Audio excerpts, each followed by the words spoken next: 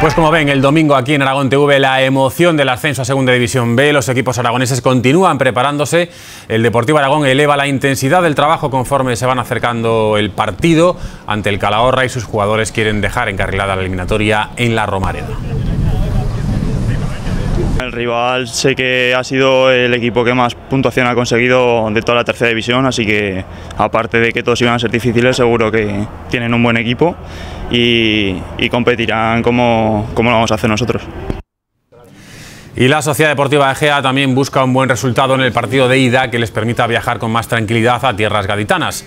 Llegan en una buena racha de resultados y esperan que eso les ayude a competir ante un rival muy complicado que Marco Rosa conoce bien. Sí que conozco al Arco porque ya que me he enfrentado en Liga y alguna pretemporada cuando estaba en el Betis, es un buen equipo, pero bueno, que no le tenemos que tener miedo a nadie y nosotros también somos un equipazo y yo creo que será un partido bastante disputado. Eso será el domingo.